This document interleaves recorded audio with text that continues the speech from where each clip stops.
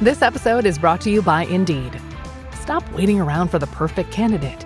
Instead, use Indeed sponsored jobs to find the right people with the right skills fast. It's a simple way to make sure your listing is the first candidates see. According to Indeed data, sponsored jobs have 4 times more applicants than non-sponsored jobs. So go build your dream team today with Indeed. Get a $75 sponsored job credit at Indeed.com/podcast. Terms and conditions apply. You're listening to A Way with Words, the show about language and how we use it. I'm Grant Barrett. And I'm Martha Barnett. And Grant, sometimes I dream of just getting an RV and hitting the road, just spending a year or two visiting national parks and just driving around. One of those big recreational vehicles with all the amenities inside. It's your home away from home. You're kind of like a human tortoise. Yeah, exactly. Do you ever have any desire to do that? 100% of the time. Okay. Yes, always, but it's so impractical when you have a digital lifestyle. Well, that's a good point. But, if you and I were to do that, we'd have to bone up on some of the slang that RV enthusiasts use, like stinky, slinky, pups, and gassers. Stinky, slinky, pups, P-U-P-S, and gassers. Yeah, these are 3 different things. It's not stinky, slinky, Roll pup. these out for us, Martha. Okay. Well, a stinky slinky is a very common term that refers to the sewer hose of your RV. Oh, okay. Gotcha. You have to maintain that. And a gasser is a motorhome powered by gasoline, one of those that you drive. As opposed to, what, diesel or a trailer that's pulled behind another vehicle? Yeah, I think so. And then a pup is actually an acronym for pop-up camper. Oh, okay. Yeah, I've heard that one before. Yeah. That's cool. I bet there's just pages and pages of this stuff. Yeah, and I would love to hear from folks who have done this or are doing it right now. Well, you can call us or text us from anywhere in the United States or Canada, 877-929-9673, or go to our website at waywardradio.org and find all of our past episodes and all of our social media handles. Hello, you have A Way with Words. Hello. This is Kiko calling from Lorain, Ohio. Hi, Kiko. Welcome to the show. What's up? My language question was the word happy. I've been told that happiness isn't even a word that existed a long time ago, and that it actually kind of came up as like a marketing ploy or something like that. So I was wondering if you guys can kind of elaborate on that and let me know where the word happiness came from, because everybody wants to be happy. And are we chasing something that doesn't even exist? Happiness as a marketing ploy. Well, Martha, I don't know about that. I'm so glad you asked about happy and happiness, because those 2 words have been around for centuries, but they've changed a little bit in meaning over the years, because originally the words happy and happiness had less to do with how you felt and more about what happened to you. They both come from a very old English word, hap, which means chance or luck. And you see that same root in words like happen and mishap, which is when something happens that's not good for you, and hapless, when somebody is unlucky. And so in Middle English, hundreds of years ago, the word happy meant fortunate, or somebody who has good luck, like a happy accident. And so back then, the idea of happiness, these 2 words, happy and happiness, referred to something that arrived from outside, if fortune smiled on you. And it was only over time that happy became something that came from within. And in fact, think about in the 1700s, happiness began to be thought of as more of a legitimate aim of life, something that you tried to get, a project. And we see that, of course, enshrined in the Declaration of Independence, which talks about this fundamental right to the pursuit of happiness. So at that point, it wasn't so much about the luck you got, but this state that you had a right to cultivate and aspire to. So that feeling that you get when you have good luck, right? That positive, overwhelming emotion. Yeah. How about that? So they have a long history, both those words. That was awesome. I'm very glad you guys shared that with me. Are you happy? Yeah, yeah, I am happy right now. Perhaps. I got a big smile on my face. Well, Kiko, Well, that's what we know. And thank you for your call. We really appreciate it. thank you guys very Yeah. much, and you have a blessed day. Take care. Appreciate it. Yeah, so perhaps is related, happenstance, happy-go-lucky. Yep. Still has that Yep. notion of luck in it right there in the Yeah, that's a kind of good doubled point. up. Yeah. Happy and luck, Yeah. both kind of referring to luck. And then haphazard. It's kind of about that dice throw that is Yes. hazardous by Yes. chance. Yes, and it's not as if the idea of what we think of happiness today didn't exist necessarily. I That mean, there just were wasn't other the word words we in used. English. Right, right. There were words like bliss Glad. and merriment and things like that. But I just find it fascinating that those words originally had the sense of luck enshrined inside There them. is a quote from Ivor Brown, the language commentator. He says, happiness is a chubby, fubsy, comfortable word, and while suited to all the minor pleasures of life, it cannot be applied to the major joys with any feeling of verbal perfection. Fubsy is an archaic word meaning fat or stout, but a chubby, Yeah. fubsy, comfortable word. I love that.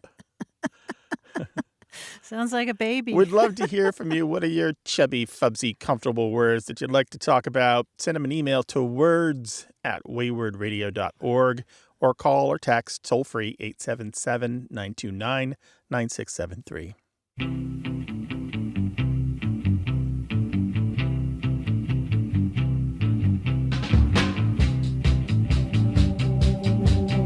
Another term you'll hear among RV enthusiasts is the term boondocking. I think you and I have talked about that before, haven't we, Grant? Yeah, am I remembering that is when you are far away from home and finding places to hook up your RV and kind of stay a while? Yeah, well, it's when you're camping off grid in an RV, Okay, so you gotcha. don't have a hookup to water, power, or sewer. And there's also, in addition to boondocking, that docking suffix has been applied to the situation where you're camping in a parking lot, like you're wallydocking or you're crackerdocking. If you're Oh, so Cracker Barrel or Yep. Walmart parking Yeah, lots. exactly. And You know. of course, we know the history of boondocks comes from the word mountains in the Tagalog language. Mm-hmm. So that's That's really interesting. So it right. means Yeah. far away kind of at its base. Exactly. Yeah, boondock from Tagalog. So it was brought over here by U.S. military, and it's just fascinating. I think that term has traveled so far.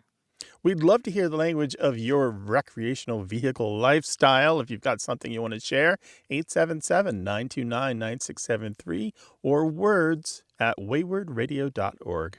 Hello, you have a way with words. Hello, I'm Kathy Martin, and I'm from Lexington, Kentucky. Hey, Kathy, we're glad to have a fellow Kentuckian, or I'm a fellow Kentuckian. Welcome to the show. Well, thank you. I've been thinking about something in my childhood. When I visited my grandparents in Meadville, Pennsylvania, or actually it's Blooming Valley, Pennsylvania, they would have a treat, and I thought they called it Toddy Tootie, and it was toast with cream, I'm sure fresh cream from the cow, and sugar and cinnamon, and then they would put coffee on it. And I cannot find it anywhere, and I was wondering if you had ever heard of it.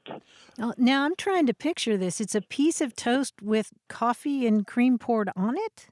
Yes, it was like a special snack and sugar. Okay. Okay. And you called it a hottie tootie, like HOTTYTOOTIE, something like that? I would think. Okay, yeah. Oh, I think we've got answers for you here. Oh, that's exciting. But let's explore that name first. Hottie tootie is probably just related to hottie toddy, or hot toddy, the alcoholic drink. We just had a lot of different spellings and variants over the long years, and is usually spelled with hot with T's and the toddy part with D's.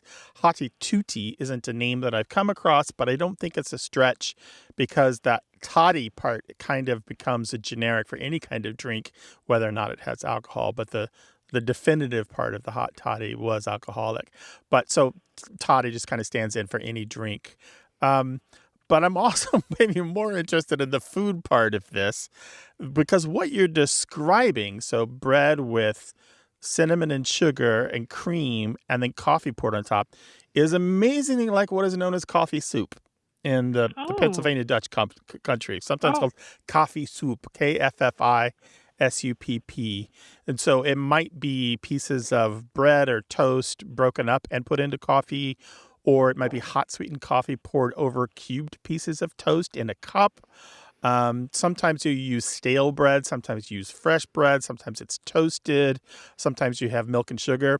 Sometimes it's just a poor food for when you're really poor. So you use stale bread and coffee, and that's it. That's your meal.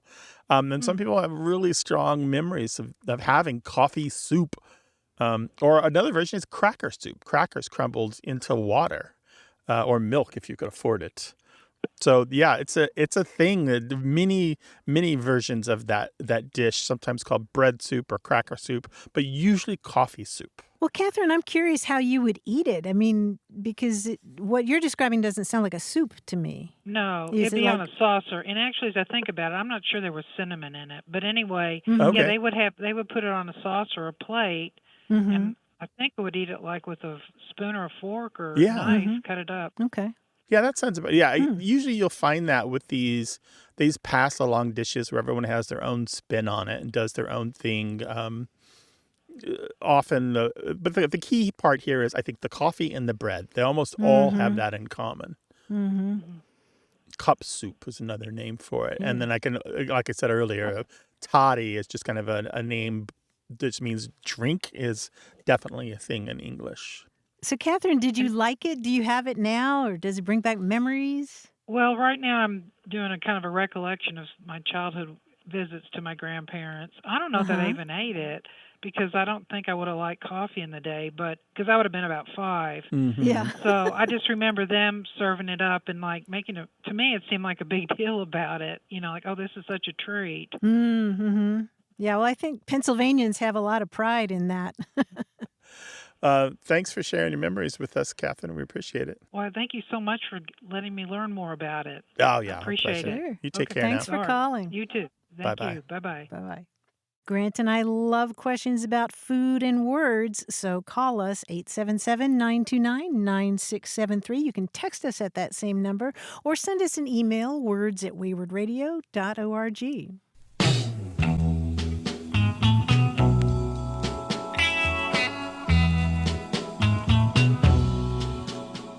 You know when somebody's getting ready to leave your home and they just kind of linger at the door? Sometimes we call that doorknobbing. You know, they keep starting additional conversations. Yeah, and- the whelp, and you slap your knee, but you just don't leave.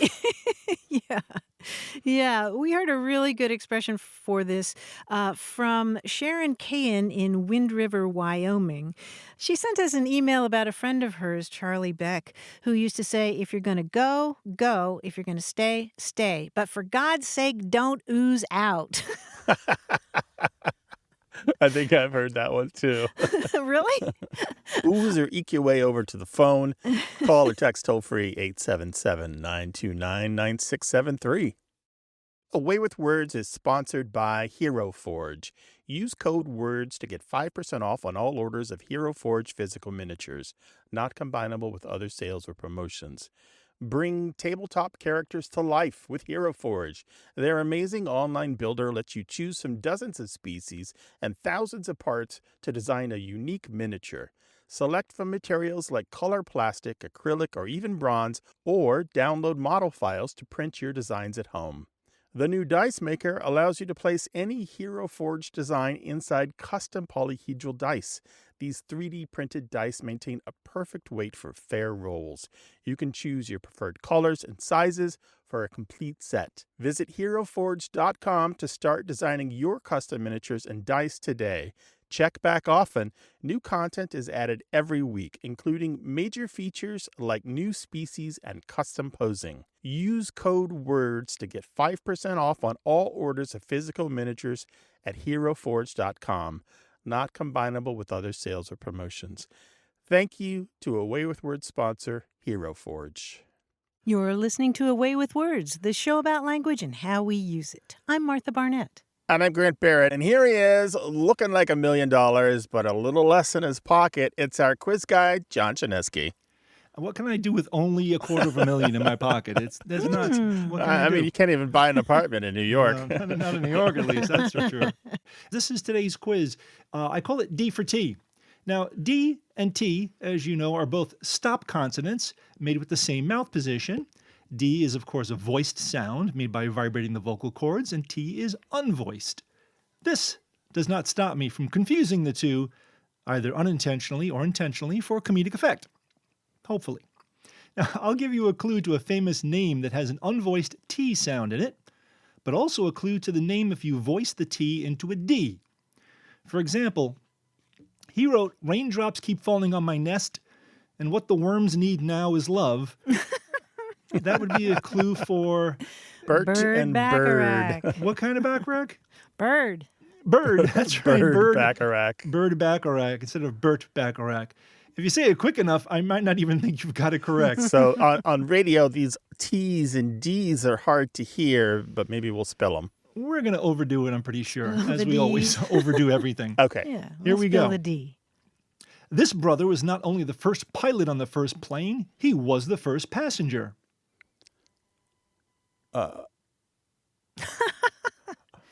Was it Wilbur or Orville? But their sure. last name is Ride, whoever it is. Ride, that's right. It's Orville Ride. Orville Ride. That's Instead correct. of right. Very good. Now, if I were an Olympian who was known as the fastest man alive, I, too, would be confident and courageous. Usain Bolt. Usain Bolt. Yes, for Usain Bolt. Jimmy Kimmel loves having Ben Affleck on his show. Maybe that's why this actor is so angry about their pretend feud. Mad Damon. Mad Damon, yes. She once sang, "Jolene, Jolene, Jolene, Jolene." Oh, please excuse me. I thought you were someone else. Aha, Dolly Parton. Dolly Parton. Sorry. The first saint of country music. That's right. Very nice. Dolly Parton. For Dolly Parton, I think it's appropriate that this home entertaining, cooking, and lifestyle guru manages the domestic concerns of her own household. Sure, Martha stewards her belongings in her life. That's right, Martha Oh. Stewart. Wait, I was going to say Ina Garden. Yeah, that's not bad. She gardens, yeah. Those hedgerows are immaculate. Gardens. I'm sure hosting Reading Rainbow and being a Star Trek legend were heavy loads to bear. LeVar's burden. LeVar Burton. LeVar Burton, yes. A key figure in Western and ancient Greek philosophy, and also great for keeping the kids busy, making arts and crafts projects. Play-Doh. Play-Doh, that's right. The great philosopher Play-Doh. Also in the good but terrible column. Very good. What's that? Big, that big column, green check mark. That column is getting longer and longer. It is. So we're just going to end that column right here. We're going to end the whole thing right here. You guys were fantastic. We are not going to mention today Archbishop Desmond Tutu or musician Peter Tork. So we're just going to end it right there. Thank you, guys. That was fantastic. Oh, thank you so much, John. That's great.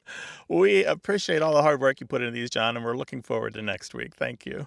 You can call our listener line 24/7 in the United States and Canada, toll-free, 877-929-9673, or email us wherever you are in the world, words@waywardradio.org.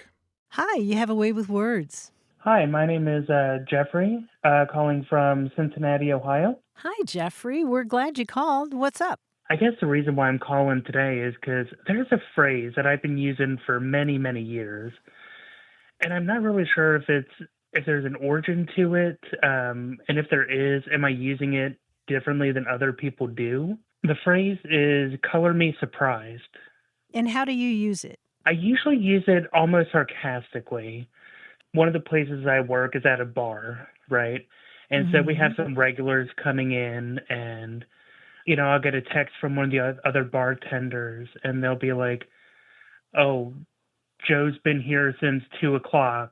And I'll be like, "Oh, well, color me surprised." Meaning that you would expect that of Joe. That's just how Joe is. Exactly. Joe is somebody that I would expect being there from, 2 to 6. Gotcha. Mm-hmm. And so your question is, where did you get that? What is that construction about? Color me surprised. Exactly. I don't remember anybody in my family really using it, so I'm not sure where I picked it up from.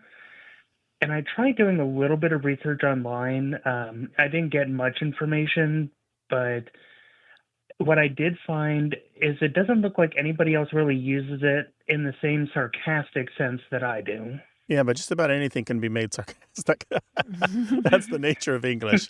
Just about anything like earnest can become sarcastic on a flip of a tone. Yes.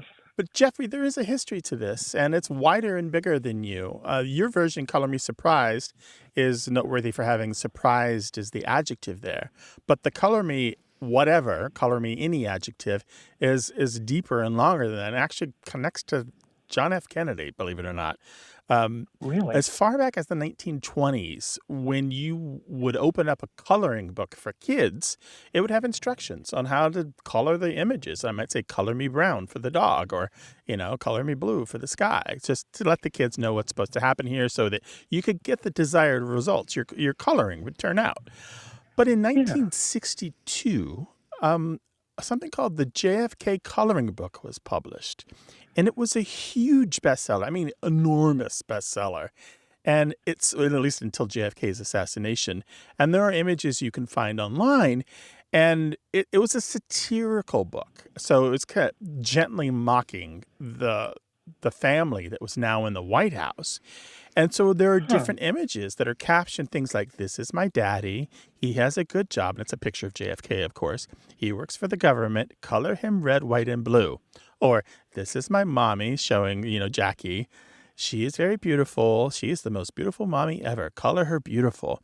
And so this book caught the attention of the public and really kind of caught its fancy. And that phrasing of color me whatever came out of that. And of course, once the assassination happened, the coloring book didn't really sell anymore, but it was already entrenched in the language. Really? Yeah. Yeah, so it kind of started as being a bit wry from the get-go. Like from the very start, it was just this little gentle irony and jokiness about coloring books. Because the idea that you would have a coloring book about the first family is unusual to start with. But then they borrowed the language that was already out there to make it even more a jokey piece. Huh. I didn't even know such a coloring book existed. So now I'm just curious how maybe it would have come into my lexicon. Well, the color me whatever is out there. It's a part of, and I can't say it's that common, but you can find a zillion examples in print and speech and transcripts of television shows, and whether they're scripted or unscripted. It's just a part of the American language now. I do use it the way that you use it, though, Jeffrey. Color me surprised means I'm not surprised at all, Exactly. That's how I always meant it as. Oh, well, thank you so much. That solved a mystery I've had for many, many years. Yeah, Google it. Google the 1962 JFK coloring book, and you will find images out there. I think they go for a fair penny on eBay, but you can at least see some images of it. And you're supposed to color the president red, white, and blue? He was a patriot. That's why it caught people's fancy, because it was just a teasing document from from another era. We don't tease with that gentleness quite as much anymore. But thank you, Jeffrey, for your call. We really appreciate it. Thank you so much. All right, take care of yourself. Good talking with you, Jeffrey. Bye-bye. Well, color us happy if you give us a call, 877-929-9673.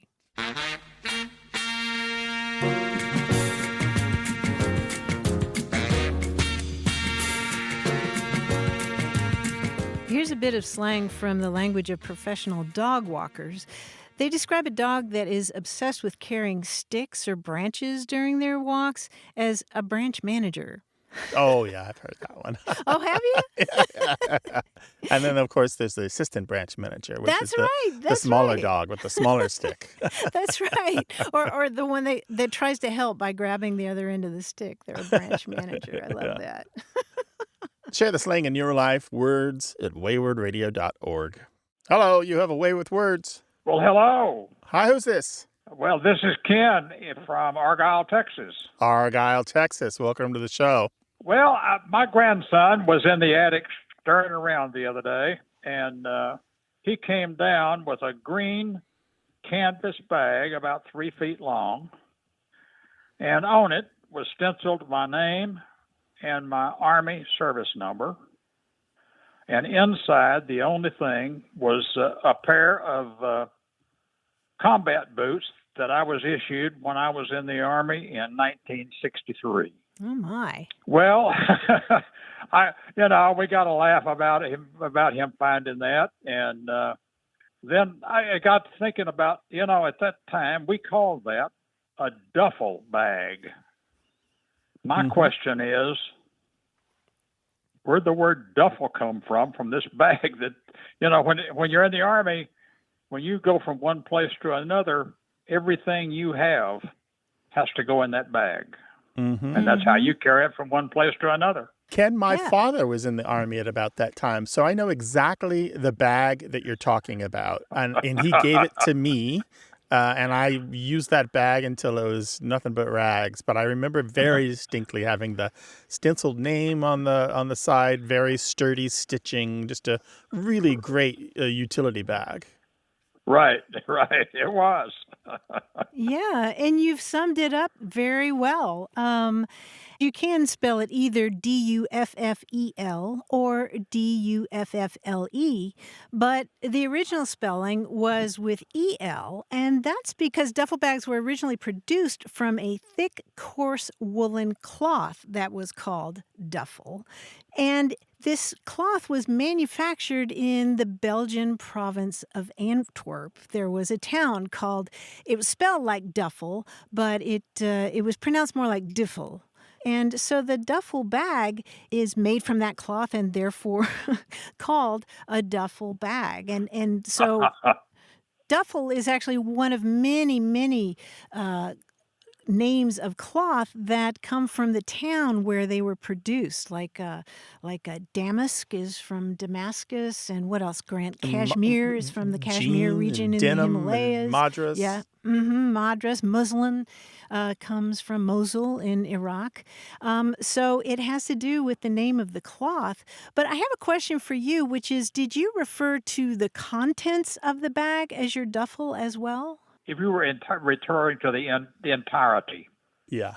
Mm-hmm. you might say my is your duffel on the truck. Right. Well, you understood that meant is the bag, but is also the contents, because they were all one thing as far as we were concerned. Right. Ken, we appreciate the call. Thank you for your questions on this. This is so interesting. My call.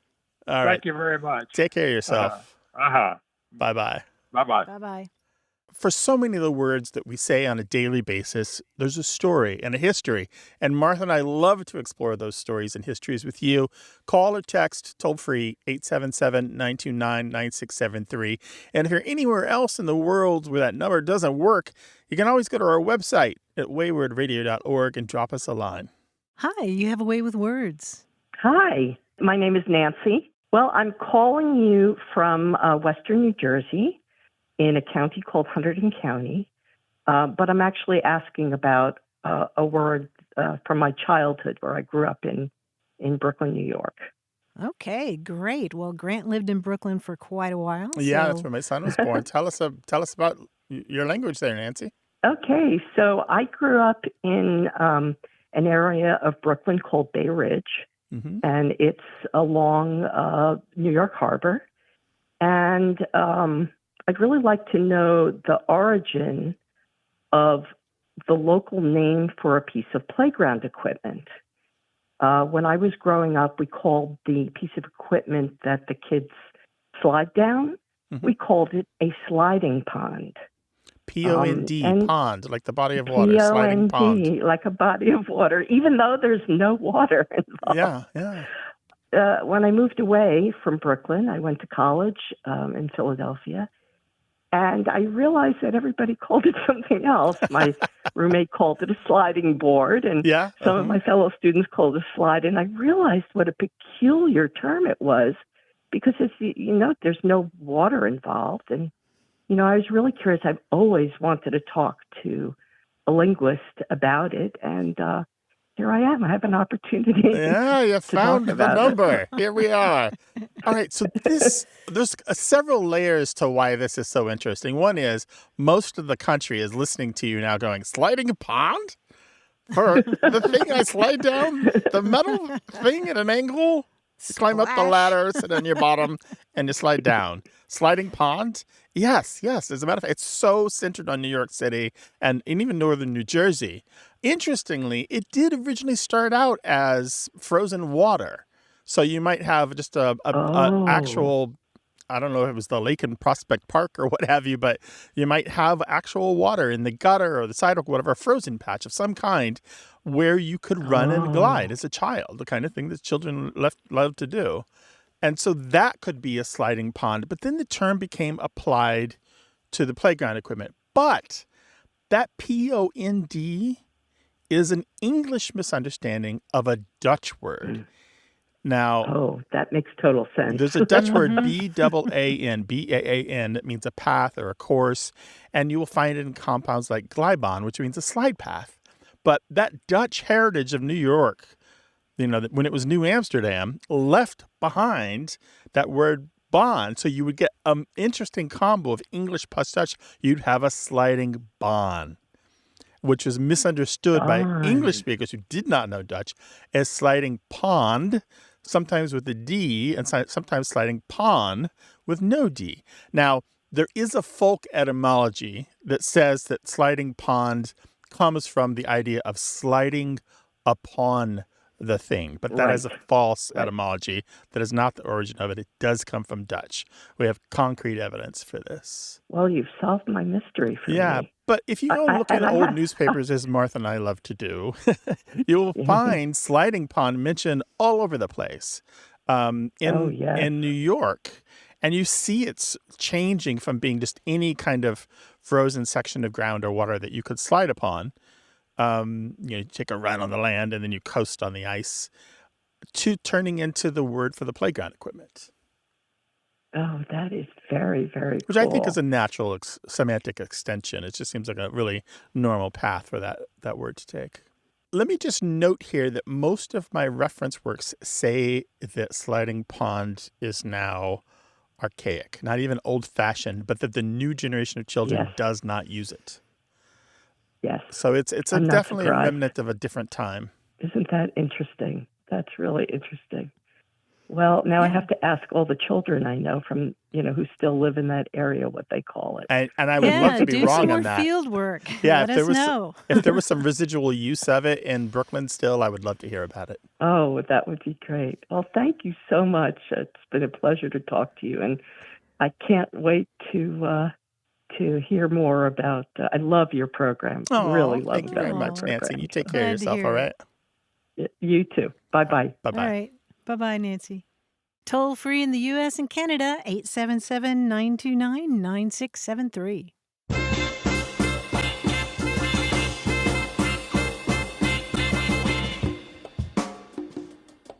I just learned a great bit of Venezuelan slang. You can describe something very irritating as a piña bajo el brazo, which is pineapple under the arm? Yes.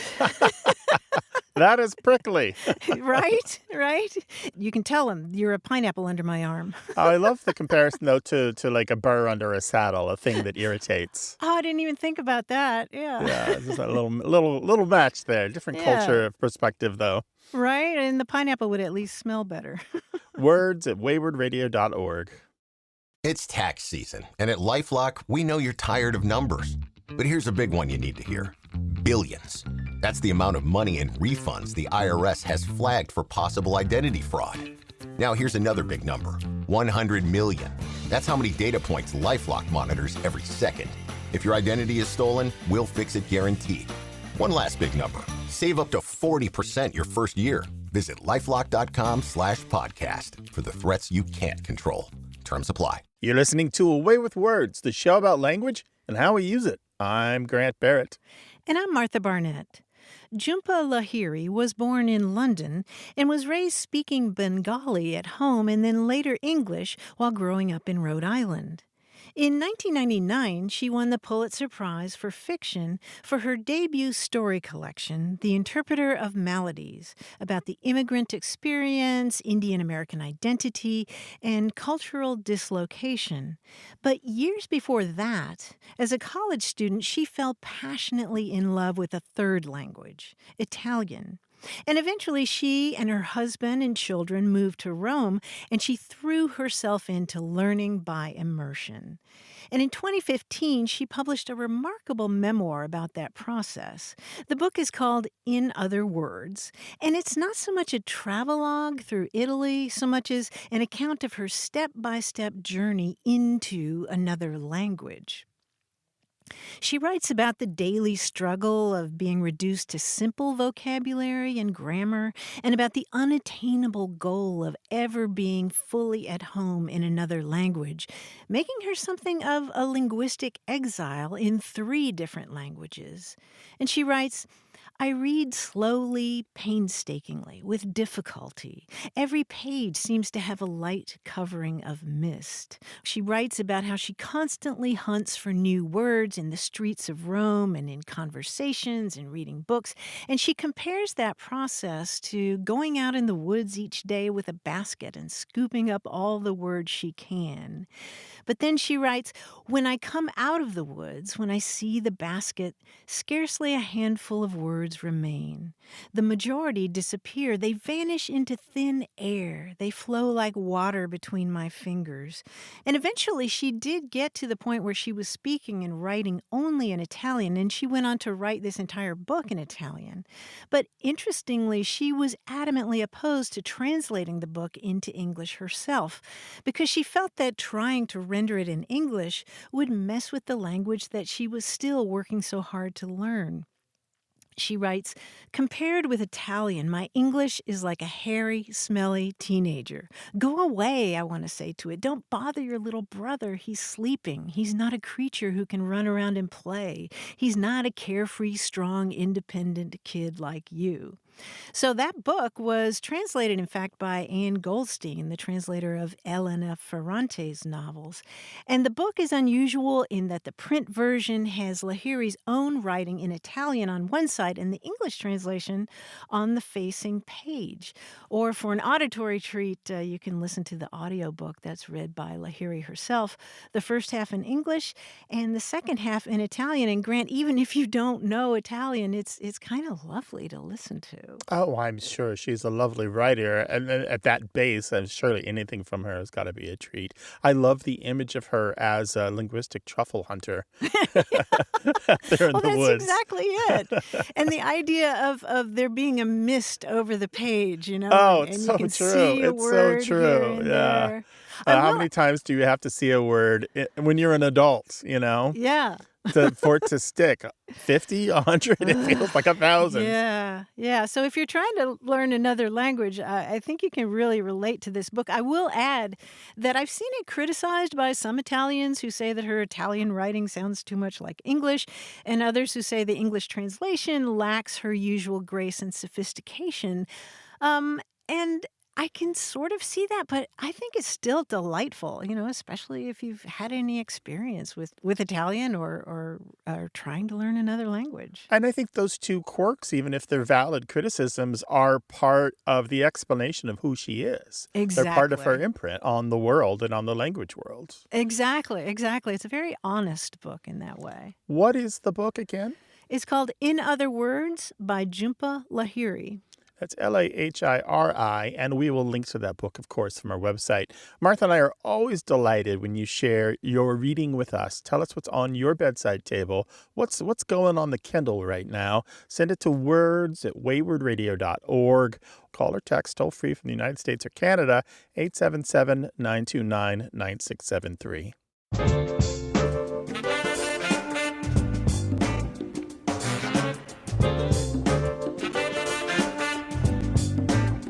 Daphne McMahon lives in Western Nevada, and she wrote to us to say that after a large family meal when she was a kid, she and the other kids who were helping with the cleanup were asked to go collect the pearls. Do you know what that would be? Oh, interesting. Is this to get the dishes out of the dishwater that had sunk to the bottom? No. Well, that makes sense in a different way, actually, because what her family meant was to gather any unused plates or utensils, the ones that didn't need to be washed. Those were the pearls. And she wondered if anybody else said that. And I couldn't find that, but I do know that in Australia, an unused plate on the table is called a sunbeam. A lot of people use that expression. Oh, that's nice. I like that one too. I like both of these because I am at that stage of life where if a dish can be reused, I will reuse it.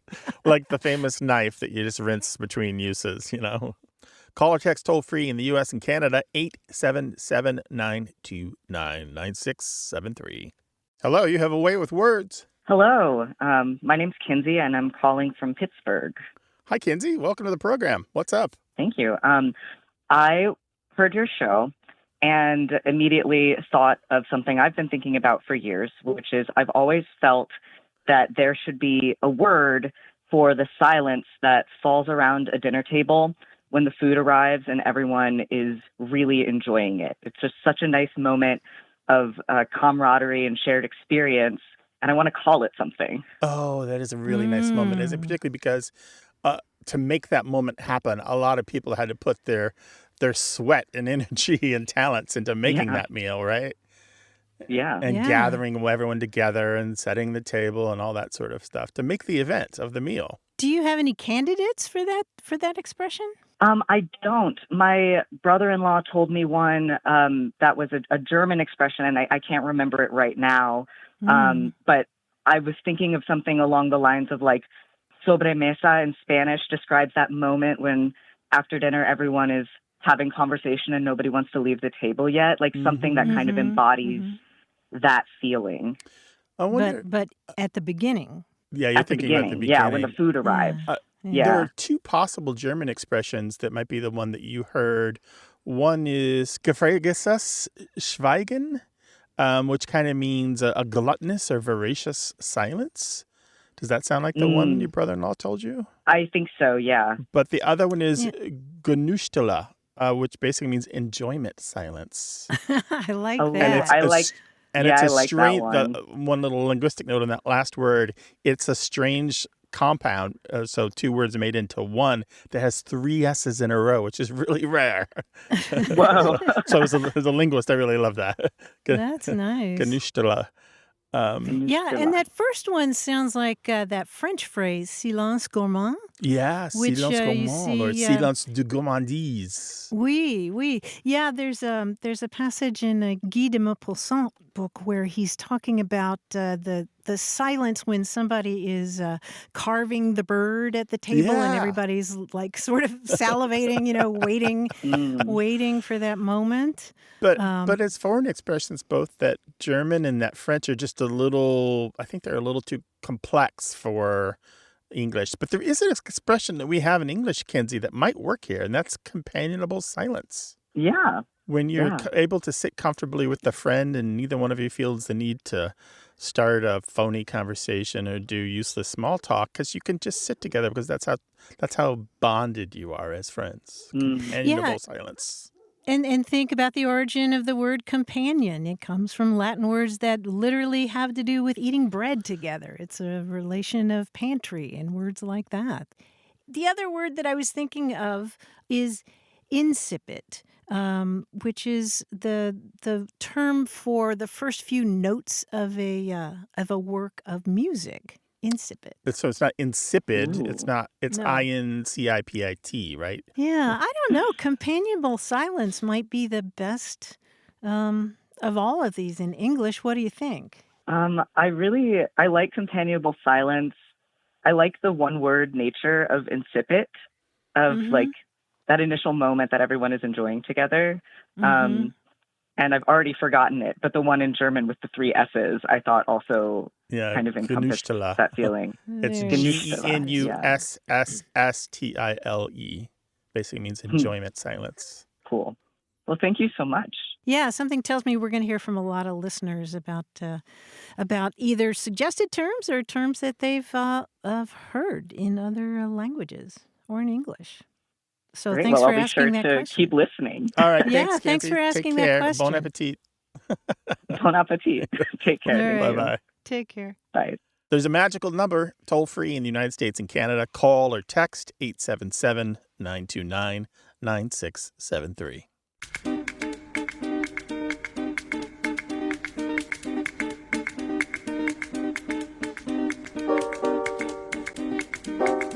I'm reading Dorothy Sayers' 1935 novel, Gaudy Night. It's a mystery novel that takes place at a fictional women's college in Oxford, England. And she has such wonderful turns of phrase in there. And one of them that I really liked was she started a sentence with, February was sobbing and blustering its lachrymose way into March. It's sobbing and blustering its lachrymose way.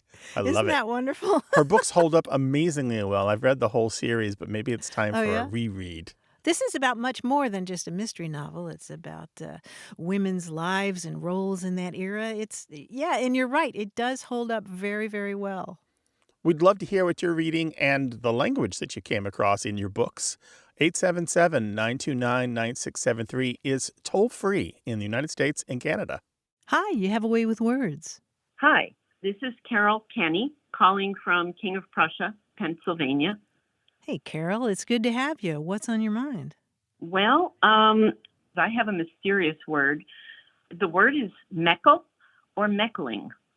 I've used that my whole life, and my brother says he remembers our mother talking about things with that word. And I don't know anybody else who's ever heard or used that word. I've looked it up. I've, of course, gone to the intranets and done my due diligence. And I don't know why that word, which is kind of unique, it seems, to my family, meckle. I would spell it Meckle. And the way my mom used it was kind of as a synonym for messing around with something. Like as a kid, I would mess around with my cereal in my cereal bowl, and she would say, stop meckling with your cereal and eat it. She would also use it in the context of maybe doing some kind of a sewing project, which had a lot of complicated steps, or a knitting project, or any kind of project that had a lot of steps to it. And she would say, oh, I gave up on that. There was too much meckling involved. So have you ever heard the word, or can you give any insight? The one thing I would say is that my mom's family came from a German background in New York, in Long Island, Brooklyn, and Queens. So, Carol, German by heritage, but not by birth? Right. Okay. Her grandparents spoke German naturally. They were German by birth. And just to make sure that we're hearing you correctly, when you spelled it, that first letter, M as in Maria, right? Meckle, Meckle? Yeah, I'm inventing the spelling because I can't find it anywhere else. Right. I'm not 100% sure on this, but I think we have a connection here. There's a tenuous connection to two verbs, or three verbs, one each in German, Yiddish, and Dutch. And they're all basically the same word represented in each language. And it's meckern, M-E-K-E-R-N in Yiddish, or M-E-C-K-E-R-N in German, and a double K in Dutch. And just bear with me here. The thing about this verb is, it really means to bleat, like a sheep bleats, but it's used figuratively or euphemistically to mean to complain or grumble or to moan in complaint. And I'm just wondering if it didn't go one step further beyond that at some part, because we have this word fuss in English that has these two meanings. One is about complaining, but other one is about tinkering or overhandling or having to do a lot of fiddly stuff. And I'm just wondering if this word from German or Yiddish or Dutch also made that leap over from, because if you're complaining or grumbling about something, it's often because it is complicated or requires a lot of fussy work. So that's my thinking. Maybe that's it. Yeah. And so then you have these you have, of course, have meckerer, somebody who meckers is a grumbler, a complainer, and just this phonological and semantic connection is pretty strong here. I'd put my chances of being right, let's say, under 75%, but I still think it's pretty strong. Yeah. Well, it's a nice family word, and I appreciate you sharing that with us. And if it turns out that it's just your mom's word, well, that doesn't take anything away from its usefulness. Yeah, I really like it. I do too, and I'm transmitting it, of course, to my kids and my 4 grandkids. So maybe it will spread and someday That's be how in it a starts. dictionary. Excellent. Carol, thank you so much for spending some time with us. We really appreciate it. Thanks. Thank right. you for trying to solve my mystery. Yeah, sure. Take care now. Bye-bye. Have a great day. Bye. Bye-bye. Well, if there's a family word that you've been wondering about, we might be able to help. So give us a call, 877-929-9673.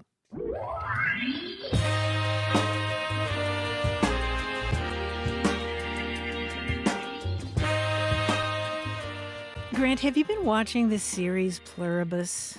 Oh, no, but I'm looking forward to it. Many people say it's great. Yeah, it's really different from anything I've ever seen. I can't even begin to tell you what the plot of the show is, but one thing you'll appreciate in it is a great Norwegian expression that I learned from it. There's a part of the show where this couple goes on a romantic vacation to one of those ice hotels in Scandinavia, specifically Norway, and the guy who's showing them around their room explains that their guest suites are slightly warmer than the rest of this frigid hotel. He says it's not too cold, and it's quite invigorating once you get used to it. As we say, you will feel som plommen I egget, which means like a yolk in an egg. Oh, that's cozy as all get out, isn't it? That's super cozy. Yeah, it didn't look cozy at all, but that is.